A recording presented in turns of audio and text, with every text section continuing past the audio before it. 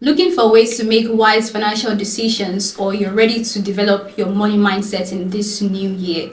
Scroll no further. This is a safe space for you. Welcome to the first episode of Table Talk in this new year 2025. I'm your host with the most, Opeyemi Olubemi, aka Adasa. I'm not here alone. I'm here with a very special amazing guest. I will let him introduce himself because he's going to be giving us the money talk. Yeah, today he's going to be giving us the money talk, how to be wise, have the money wise mindset in 2025. We got to make money in this new year. So, right. Over to you, sir. Okay. My name is Odwaya Adeyemo, and I'm a business person. So that's what I can say for now. Exactly. So, how do you think we can move from the scarcity mindset to a mindset of abundance, financial abundance? Okay, so there are some people that are limited. They don't feel like they have the capacity to make money. So, how do you feel that we can move from that scarcity mindset to an abundance mindset? Knowledge. So, the very first thing is knowledge. So, if you are ignorant, why do we have fear? Fear comes because of lack of knowledge. Mm-hmm. So if you have fear of scarcity in terms of money is not enough, would this be enough? How am I going to be sustained and all that? It's because you lack knowledge in that regard. So the very first thing you need to do, or anyone needs to do, is to look for knowledge in whatever capacity that you think you're lacking. So in this case, we're talking about money. So you need to find out more knowledge, get knowledgeable in the area of finances. So how to make money in the year 2025, how to manage money, how to multiply money. I'm sure you know money can be multiplied. Yes. Right, so that's where we are going. But I would like to ask that what do you think financial freedom is, and what is it to you? Financial freedom, what is it to you personally? Okay, so it's two words put together: financial and then freedom. So financial freedom is different from one person to the other. It's just like saying financial stability. So what it means to me is certain level of financial capacity that I will get to that is okay for me, where I'll be able to live comfortably the way I have desired. So my desire is different from that of yours. Yeah. So so financial freedom to you should be certain amount that you'll be able to get for you to feel safe, for you to feel that you're good. So to some people, financial freedom can be matter of thousands. To some people, it can be matter of millions. To some people, it can be billions, trillions, depending on their what they've desired for themselves and the kind of lifestyle, the standard that they've set for themselves. So I'd like to ask, did you grow up knowing about finances, like how to manage your financial life, or is this something that you ended up learning on your own? Can you share your story about your financial journey, how you were able to be financially smart? Okay, smart. Well, I'm still learning. Learning never ends. So the point is, nobody brought it from heaven. So why some are very, very privileged from their background. When I say privilege, I mean maybe they already saw their parent doing some of these things. I didn't see that in my parents. I had to learn how to do all of these things. I made some foolish decisions in terms of finances in the past a lot. I burnt my fingers several times investing in things without right knowledge and stuff like that. So I think I've learned financial matters. So I'm still learning financial matters. Firstly, through experiences, negative experiences, and then secondly, through observing other people who have been very successful in this regard, and then thirdly, by also reading books and exposing myself to journals that are very, very critical in making sure that I learn accurately. So you mentioned that during your financial journey, you got your fingers burnt. For the sake of the viewers who, the start of a new year, and so many people are like, oh, I have these thousands, or I want to establish this business. Could you advise them on like the financial steps to take so that they also would not get burnt? Like we learn from experiences, so we would like you to explain further. All right. So I'll go back to knowledge. So the very first thing that you need to do don't invest in anything that you don't know anything about. Yeah. I think we have a lot of It's critical. Ponzi It's critical. scheme. It's a lot. It's all over. It's coming back right now.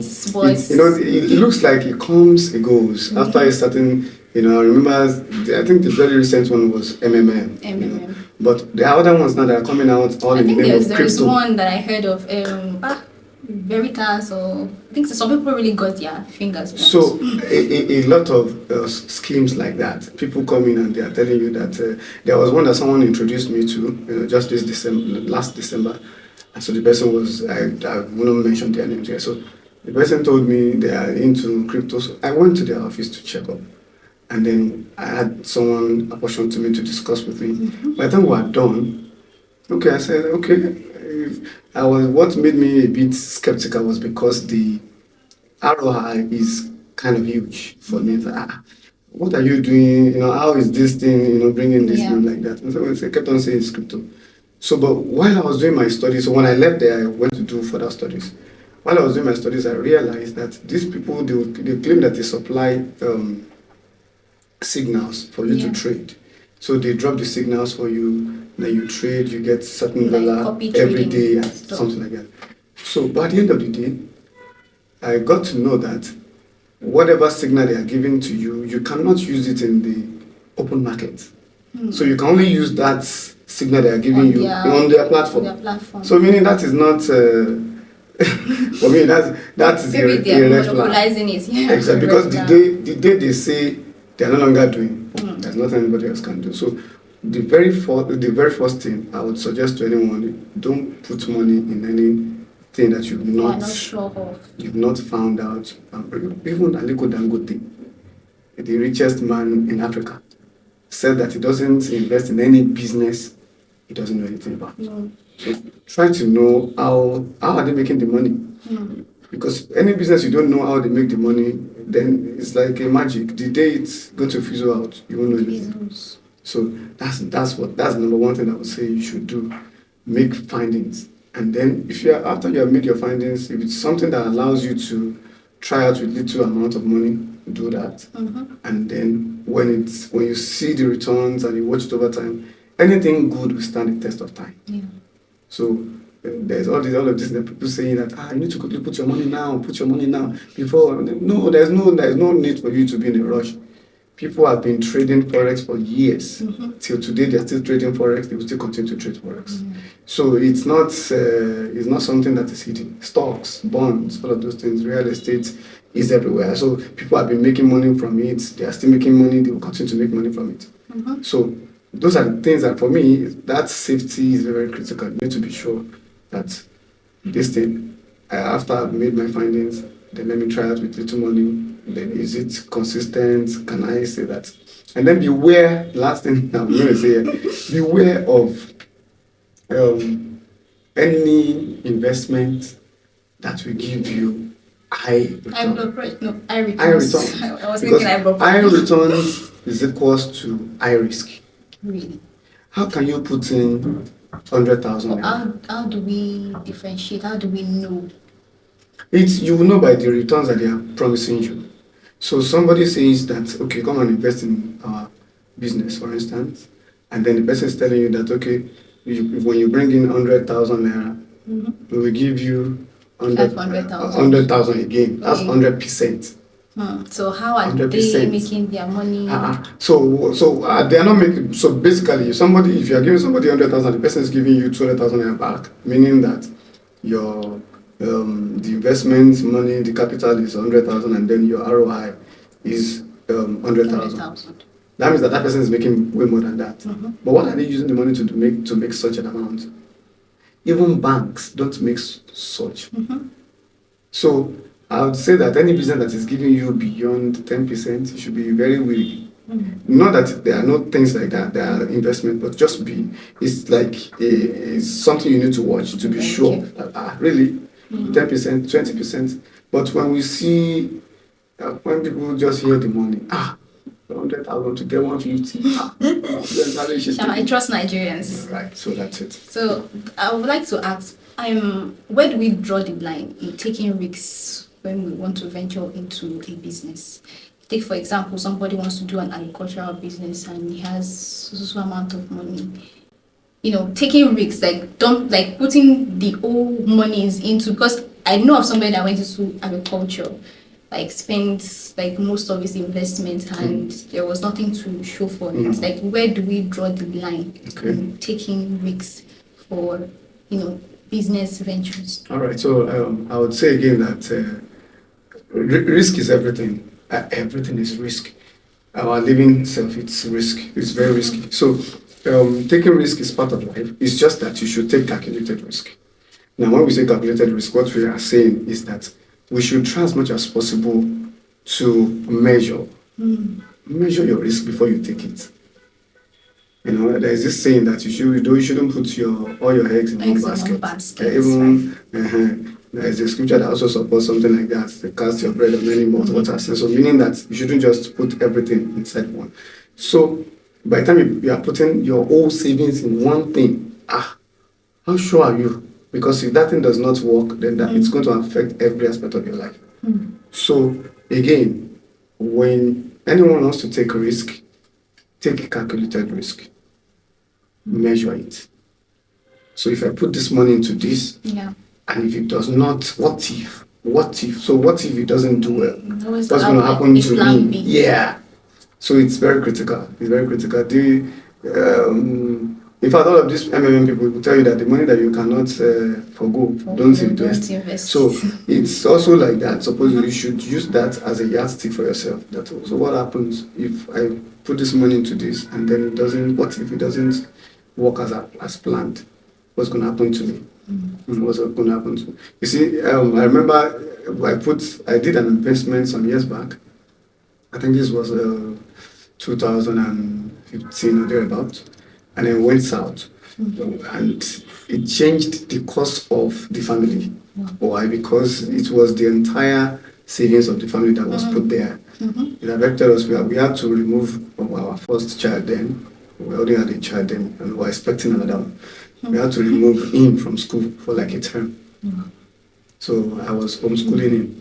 Because he didn't cause the problem. So I learned from that period that I don't do that. If I want to do any investment, calculated risk.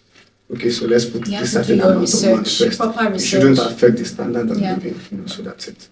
You talked about not putting all your eggs in one basket. Yes. So finally, I would like to ask that how do we manage multiple streams of income that it doesn't overwhelm us, and again that it doesn't feel like maybe we're just working and we're not gaining?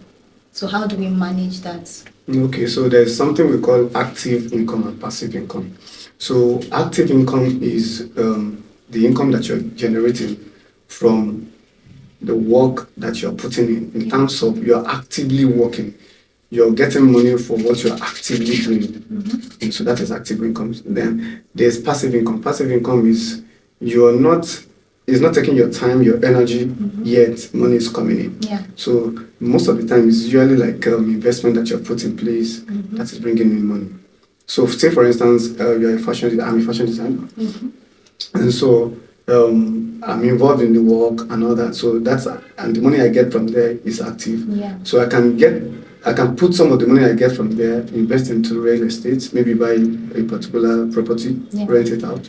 So when money is coming in, the proceeds that is coming there, I'm not actively involved in that one. So that one is like passive. That is passive. So it's coming.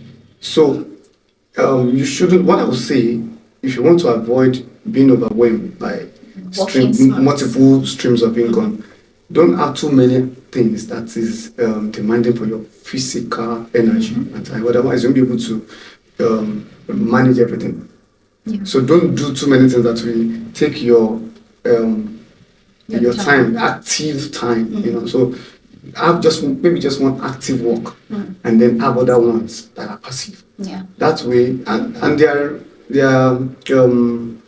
ROI might be a bit small, but if it's consistent, little drops make a nation. So that's it.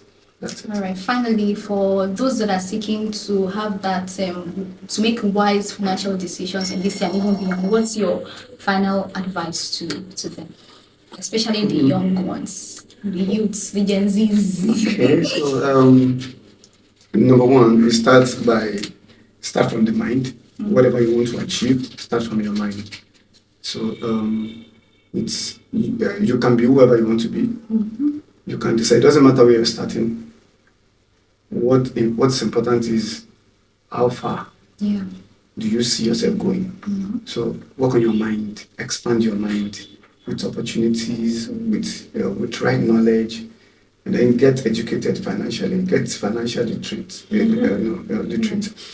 so that you build everything that you do will not be guided by emotion. Your decisions will be guided by literacy, by understanding, and all that. And of course, put in time. There's nothing like iṣẹ́ kékeré owó ńlá. Let me translate that in English. Small money, small work, Small work, big big money. money. And there's no shortcut to success. There's no shortcut. So you still have to put in the time, especially when you're just starting out. Yeah. You need to put in the time. Maybe after a while, you get progressive, and then you have more money. You can plug your money into other businesses, lock it in, and then it begins to bring back to you. But from the beginning, you have to be diligent. Yeah. So, and be watchful. So I think that's what I can say. Yeah, thank you so very Alright, much. thank you. I believe you guys will agree with me that this has been an insightful and enlightening conversation. Do share with people that need it around you, to everybody around you. Share this video. And if you enjoyed our conversation, please hit the like button and subscribe if you haven't. Until next time, keep winning, stay grinding. Bye. Bye-bye. Bye.